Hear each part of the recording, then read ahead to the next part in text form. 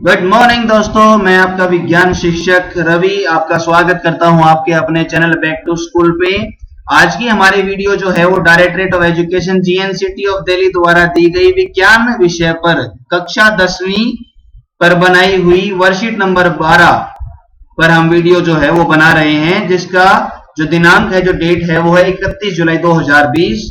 तो आइए दोस्तों वीडियो शुरू करते हैं। वीडियो शुरू करने से पहले मैं आप सभी से रिक्वेस्ट करूंगा कि जिन व्यक्तियों ने या जिन स्टूडेंट्स ने हमारे चैनल को सब्सक्राइब नहीं किया वो जल्दी से हमारे चैनल को सब्सक्राइब कर लीजिए और सब्सक्राइब करने के साथ साथ बेल आइकन या नोटिफिकेशन जो बेल है उसको भी दबा दीजिए, ताकि आपको हमारे आने वाले हर एक वीडियो का नोटिफिकेशन समय से मिलता रहे और आप उस जानकारी से लाभ उठा सके स्टूडेंट्स। तो आइए हम अपनी वीडियो को स्टार्ट करते हैं। हमारा वीडियो का टॉपिक है एसिड, बेस और सॉल्ट। एसिड, बेस और सॉल्ट यानी कि अम्ल, क्षारक और लवण के बारे में हम बात करेंगे फ्रेंड्स। हमने अपने पिछले यानी कि 11वीं वर्कशीट के अंदर भी इनके बारे में बात की थी कि आप एसिड और बेस और सॉल्ट के बारे में, कि अम्ल, क्षारक और लवण क्या होते हैं, उनका पीएच मान क्या होता है, कैसे कैसे आपको पीएच स्केल पर उनको रेटिंग देनी होती है, या फिर प्रबल अम्ल, प्रबल क्षार या प्रबल जो आपका बेस है, स्ट्रॉन्ग एसिड, स्ट्रॉन्ग बेस, दुर्बल अम्ल, दुर्बल जो क्षार है वो क्या होते हैं, हमने इसके बारे में बात की थी। तो आइए आज बात करते हैं power of acid and base यानी कि अम्ल एवं क्षारक की क्षमता के बारे में दोस्तों। तो पहला पॉइंट दे रखा है, पढ़ते हैं इसे। यह क्रमश H पॉजिटिव और OH नेगेटिव आयनों को उत्पन्न करने के लिए अम्ल व क्षार की क्षमता है, यानी कि जो एसिड जो होंगे वो आपका H पॉजिटिव आयन उत्पन्न करेंगे, OH नेगेटिव आयन उत्पन्न करने का कार्य जो है वो बेस यानी कि क्षारक का होता है। H पॉजिटिव आयन जितने ज्यादा एसिड उत्पन्न करता है उतना ही स्ट्रॉन्ग होता है, जितने कम करेगा उतना वीक हो जाएगा।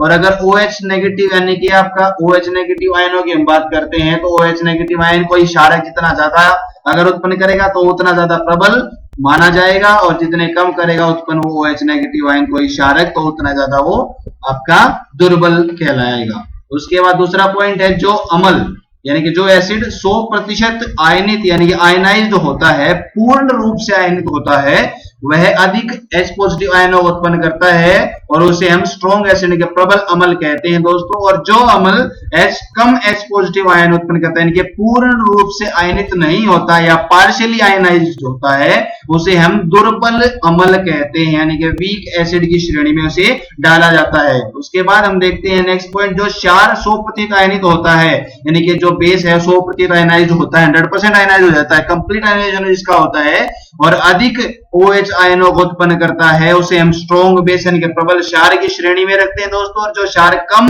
OH आयन उत्पन्न करता है या पार्शियल आयनाइजेशन यानी कि इनकम्प्लीट आयनाइजेशन, अपूर्ण आयनित जो होता है, जिसका आयनीकरण अपूर्ण होता है, उसे हम दुर्बल क्षार यानी कि वीक बेस कहते हैं दोस्तों। आइए एक एग्जांपल के थ्रू मैं आपको समझाता हूं। अगला पॉइंट दे रखा है, समान सांद्रता यानी कि सेम कॉन्सेंट्रेशन में HCl यानी कि हाइड्रोक्लोरिक एसिड और CH3COH यानी कि आपका एसिटिक एसिड दोनों ही H पॉजिटिव आयनों की अलग अलग मात्रा उत्पन्न करते हैं। क्यों? ये अगले पॉइंट में दे रखा है, देखिए।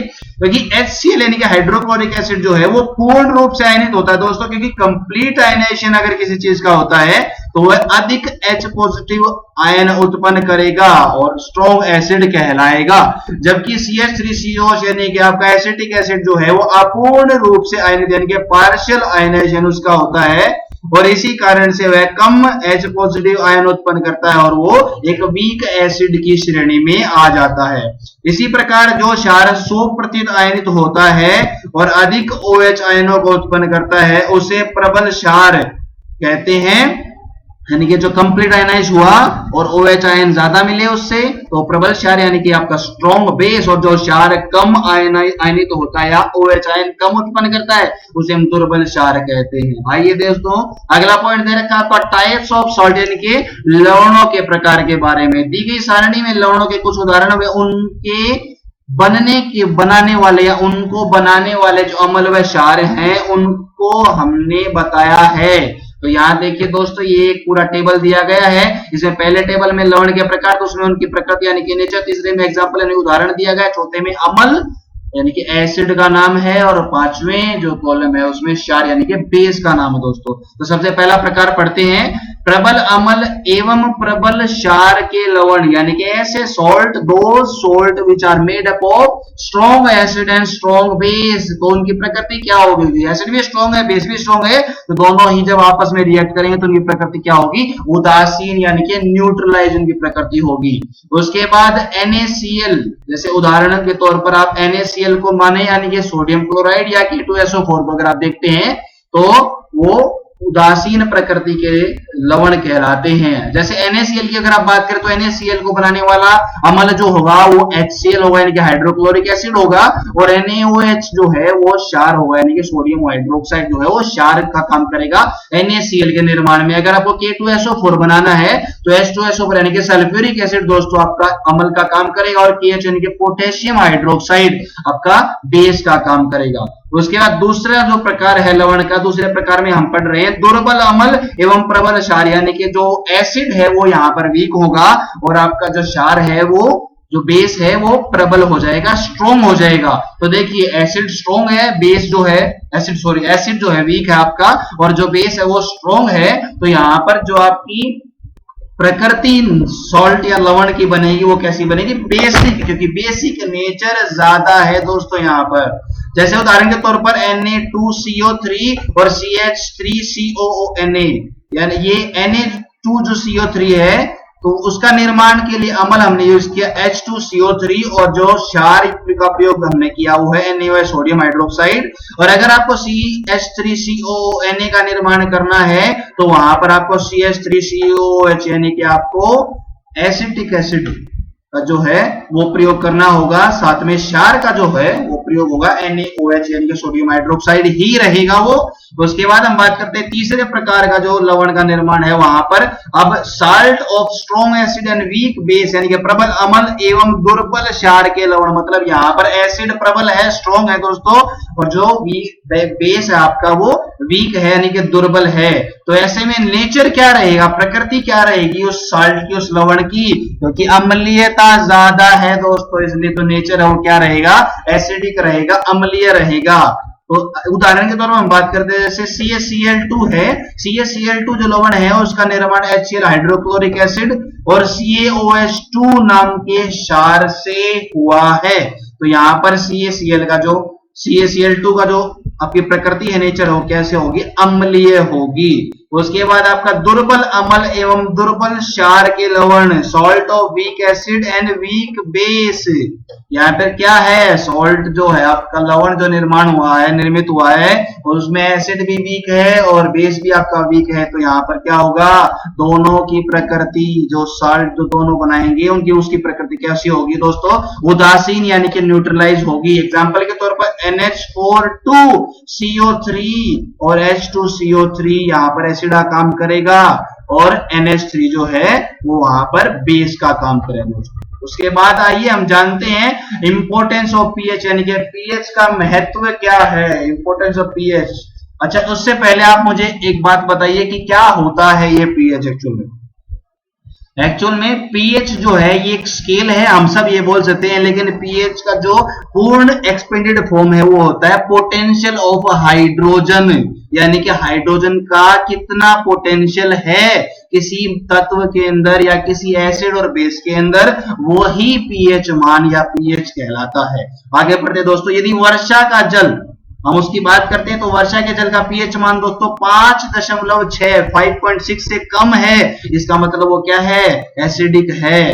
तो इसका मतलब जो वर्षा होगी वो कैसी होगी, वो वर्षा भी एसिडिक रेन यानी कि अम्लीय वर्षा कहलाएगी। यह जल नदी में पहुंचने पर जलीय जीवों के लिए हानिकारक होता है और उन्हें बहुत ज्यादा हानि पहुंचाता है, क्योंकि ऐसा जल जलीय जीवों के आसपास वाले जल को टॉक्सिक यानी कि पॉइजनस मतलब जहरीला कर देता है दोस्तों। उसके बाद दूसरा एग्जांपल हम पढ़ते हैं, हमारे पाचन तंत्र में अमाशय यानी कि हमारा स्टमक जो है उसके द्वारा HCl हाइड्रोक्लोरिक अम्ल उत्पन्न होता है, जिसका पीएच मान हमने पिछले लेक्चर में पढ़ा था कि 1.3 1.3 होता है, जो भोजन के पाचन में सहायक होता है। It is very helpful in the digestion of our food, परंतु अपचय में या के कारण इस अम्ल की मात्रा अधिक हो जाती है। मतलब अगर डाइजेशन के लिए पेट में कुछ नहीं है तो ये अम्ल बढ़ जाएगा और उस केस में आपके पेट में एसिडिटी हो जाएगी। तो इसीलिए आपको क्या करना पड़ेगा, एंटासिड, कुछ ऐसे प्रोडक्ट जो एंटासिड का काम करते हैं, मतलब वो प्रोडक्ट जो है वो बेसिक होते हैं और वो एसिड जो आपका पेट में बना है उसके प्रभाव को कम करने का काम करते हैं। जैसे हमने पिछले उसमें आपकी वर्कशीट में भी पढ़ा था, तो एक ऐसे एंटासिड का नाम है मिल्क ऑफ मैग्नीशिया, या आप उसकी जगह पे सोडियम बाइकार्बोनेट का भी प्रयोग कर सकते हैं। इसका प्रयोग करने से क्या होता है दोस्तों, जो अधिकता होती है अम्ल की उसको ये न्यूट्रलाइज करता है, उसको ये उदासीन कर देता है और पेट आपका ठीक हो जाता है दोस्तों। उसके बाद अगला पॉइंट है, मुंह के पीएच का मान होता है 5.5 से कम होने पर, अगर उससे कम हो जाता है तो दंत क्षय प्रारंभ, टूथ डिकेइंग यानी कि दांत सड़ना स्टार्ट हो जाता है। ऐसा हमारे भोजन में उपस्थित जो शुगर है उसका जो बैक्टीरिया होता है, बैक्टीरिया द्वारा अम्ल में परिवर्तित हो जाता है बैक्टीरिया, और इसके कारण हमारा क्या होता है, टूथ डिकेइंग यानी कि दंत क्षय रोग स्टार्ट हो जाता है। और इसीलिए हम क्या करते हैं, देखो अगर एसिडिटी बढ़ेगी तो हमें क्या चाहिए, एक ऐसा प्रोडक्ट हम प्रयोग करेंगे जिसका नेचर, जिसकी प्रकृति क्षारीय होगी या बेसिक होगी। इसीलिए दोस्तों हम टूथपेस्ट का प्रयोग करते हैं, क्योंकि टूथपेस्ट जो होता है वो क्षारीय प्रकृति का होने के कारण दंत क्षय से हमारी रक्षा करता है दोस्तों। उसके बाद हम अगला बिंदु अपना देखते हैं, मधुमक्खी का डंक एक अम्ल छोड़ता है दोस्तों जिसका नाम है फॉर्मिक एसिड, फॉर्मिक अम्ल, जिसके कारण दर्द एवं जलन का अनुभव होता है जहां पर मधुमक्खी हमें काट लेती है। उसके बाद उसका उपचार क्या है, उसका उपचार आपको नॉर्मल बेकिंग सोडा जो कि दुर्बल क्षारक है, उसका उपचार है दुर्बल क्षारक। कौन सा दुर्बल क्षारक, बेकिंग सोडा, उसका प्रयोग आप कीजिए। नेटल, नेटल एक्चुअल में होता क्या, ये वर्ड नेटल जो है ये एक प्रकार का आपका कीड़ा होता है, इंसेक्ट होता है, जिसके डंक जो है उसका जो डंक जब आपको मारता तो उसमें साथ में मेथनोइक एसिड या मेथनोइक अम्ल वो छोड़ता है, जिसके कारण जलन का अनुभव आपको होता है आपकी स्किन के उस हिस्से में जहां पर वो काटता है दोस्तों। उसके बाद मिट्टी का पीएच के बारे में अगर हम बात करें तो मिट्टी का पीएच जो है वो पौधों को पोषक तत्वों की उपलब्धि में सहायक होता है, यानी कि पौधों को न्यूट्रिएंट्स पहुंचाता है। अंततः मिट्टी को अम्लीयता या मिट्टी की अम्लीयता को चूने या कैल्शियम कार्बोनेट के प्रयोग से क्षारीय किया जाता है। मतलब अगर मिट्टी एसिडिक है तो आप वहां पर क्या करें, चूना का प्रयोग करेंगे या कैल्शियम कार्बोनेट CaCO3 का आप प्रयोग करेंगे दोस्तों, जिससे उसकी अम्लीयता में कमी आएगी और मिट्टी के अंदर आप अपने फसल या पौधों को अच्छे से उगा पाएंगे। उसके बाद दोस्तों देखते हैं क्वेश्चन नंबर एक में है आपके 3 पार्ट दे रखे हैं। सबसे पहला दे रखा आपको KCl NaNO3 NH4 twice SO4। इसके अंदर आपको क्या बताना है, तीनों की प्रकृति आपको बतानी है। तो प्रकृति में आपको बता देता हूं, KCl जो है वो न्यूट्रल सॉल्ट होता है, क्योंकि KCl HCl यानी कि हाइड्रोक्लोरिक एसिड और KOH यानी कि पोटेशियम हाइड्रोक्साइड के से बनता है और इसकी प्रकृति होती है न्यूट्रल।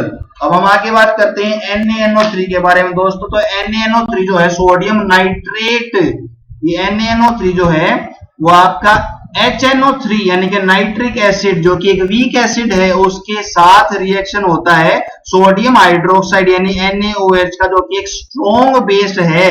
तो इसके कारण NaNO3 यानी कि सोडियम नाइट्रेट का निर्माण होता है, जिसका नेचर जो होगा दोस्तों, नेचर इसका कैसा होगा, नेचर इसका होगा बेसिक। तो आपको यहां पर बेसिक लिखना होगा, क्योंकि इसके यहां पर इसके निर्माण में जो आपका क्षार है वो स्ट्रॉन्ग होता है, इसीलिए। अगला आपका पदार्थ है NH4 ट्वाइस SO4, जिसको हम बोलते हैं डायजेनियम सल्फेट। डायजेनियम सल्फेट जो है इसका निर्माण H2SO4 यानी कि सल्फ्यूरिक एसिड जो कि एक बहुत स्ट्रॉन्ग एसिड है, प्रबल अम्ल है, का साथ में मिलता है NH4OH जो कि एक वीक बेस है, यानी कि यहाँ पर एसिड स्ट्रॉन्ग है, क्षार जो है वो आपका वीक है, तो उसके कारण बनता है NH4 ट्वाइस SO4 यानी कि डायजेनियम सल्फेट दोस्तों। और इसका नेचर कैसा होगा, इसका नेचर होगा आपका एसिडिक यानी कि अम्लीय नेचर होगा, प्रकृति होगी। ठीक है दोस्तों, उसके बाद हम अपने अगले प्रश्न की तरफ चलते हैं। हमारा अगला प्रश्न है MgCl2 जो है एक लवण है जिसके अंदर कौन सा अम्ल है, जिसके अंदर अम्ल है HCl यानी कि हाइड्रोक्लोरिक एसिड, और क्षार जो है उसका नाम है MgOH2 क्षारक जो है उसका प्रयोग किया गया दोस्तों। उसका तीसरा क्वेश्चन है प्रत्येक भोजन के पश्चात हमें दांत साफ करने की सलाह दी जाती है, क्यों? ताकि हमारे दांत है, हमारा जो मुंह है उसके अंदर जब दंत क्षय हो तो टूथपेस्ट या फिर आपकी जो भी जिस भी आप टूथपेस्ट करते हो, कोलगेट करते हो, उससे बेसिक नेचर उसका होता है, तो वो क्या करेगा, क्षारीय प्रकृति का होने के कारण आपके अंदर की अम्लीयता को, मुंह के अंदर की अम्लीयता को कम कर देगा और क्षय रोग भी नहीं होगा। उसके बाद अमाशय में बनने वाले अम्ल का नाम बताइए दोस्तों। अमाशय में बनने वाला अम्ल जो होता है वो HCl होता है, आप सबको पता है। और HCl जो अम्ल है वो pH मान होता है 1.3। उसके बाद जलीय जीव अम्लीय वर्षा से किस प्रकार प्रभावित होते हैं, इसके बारे में थोड़ा सा सुनिए। जलीय जीव जो हैं अम्लीय वर्षा से बहुत ज्यादा प्रभावित होते हैं, हम सब जानते हैं, हमने भी थोड़ी देर पहले पढ़ा भी। ये कैसे प्रभावित होते हैं? जैसे एसिड रेन अपने साथ में अम्लीयता को लेके आती है, एसिडिटी को लेके आती है। अगर एसिडिटी आएगी तो एसिडिटी जो है वो जैसे ही मिट्टी के साथ मिलेगी तो मिट्टी के साथ मिलते ही एल्यूमिनियम नाम के तत्व का एब्जॉर्प्शन यानी कि अवशोषण कर लेगी मिट्टी से, और जब वो एसिड रेन मिट्टी से एल्यूमिनियम को निकालेगी और वो जो पदार्थ बनेगा वहां पे, वो जब भी पानी के अंदर जाएगा तो पानी को जहरीला बना देगा और अंदर रहने वाला प्रत्येक जलीय जीव जो है वो उससे बहुत ज्यादा प्रभावित होगा, वो मर भी सकते हैं, कई केसेस में ऐसा हुआ भी है। तो उसके बाद आपका चौथा प्रश्न है एंटासिड किस प्रकार कार्य करता है। देखिए दोस्तों, जब हमारे पेट के अंदर का HCl ज्यादा हो जाता है तो पेट में एसिडिटी हो जाती है। एसिडिटी को कम करने के लिए हमें एंटासिड नाम के पदार्थ का उपयोग करना पड़ता है, क्योंकि उनकी प्रकृति क्षारीय यानी कि बेसिक होती है। ऐसे दो एंटासिड का नाम हम पहले ही आपको बता चुके हैं, एक कहता है मिल्को मैग्नीशिया या मैग्नीशियम, और दूसरा होता है सोडियम बाइकार्बोनेट। तो दोनों के नाम आप यहाँ पर लिख सकते हैं। पांचवा और अंतिम प्रश्न हमारा आज का है कि स्वस्थ विकास के लिए एक पौधे को 7.2 pH की जरूरत होती है, मिट्टी की आवश्यकता होती है, लेकिन मिट्टी का pH मान 5.6 है। तो पौधे की वृद्धि के लिए मिट्टी का pH मान उपयुक्त करने वाले रसायन का नाम व प्रकृति लिखिए। तो रसायन हम जानते हैं, या तो चूना प्रयोग कीजिए या फिर आप कैल्शियम कार्बोनेट का प्रयोग कीजिए, और उसकी प्रकृति जो होगी उसकी प्रकृति क्षारीय यानी कि बेसिक होगी, CaCO3 हम उसको लिख सकते हैं दोस्तों। तो ये सब था आपकी आज की वीडियो में। आपकी वर्कशीट नंबर 12 जो है इसी के साथ पूर्ण होती है। आशा करता हूं आपको आपकी वर्कशीट नंबर 12 जो है वो पूर्णतः समझ में आई होगी। तो आपको हमारी वीडियो कैसे लगी, आप कमेंट बॉक्स में हमारे वीडियो के बारे में अपने वैल्यूएबल कमेंट शेयर कर सकते हैं। वीडियो देखने के लिए आप सबका धन्यवाद। आशा करता हूं आपको वीडियो काफी अच्छी लगी होगी। वीडियो के अंत में मैं आपसे एक बार दोबारा गुजारिश करना चाहता हूं कि वीडियो को देखने के बाद चैनल को सब्सक्राइब करें और नोटिफिकेशन बेल को दबा दें, ताकि आने वाले हर एक वीडियो का नोटिफिकेशन आपको मिलता रहे। धन्यवाद दोस्तों, जय हिंद, जय भारत।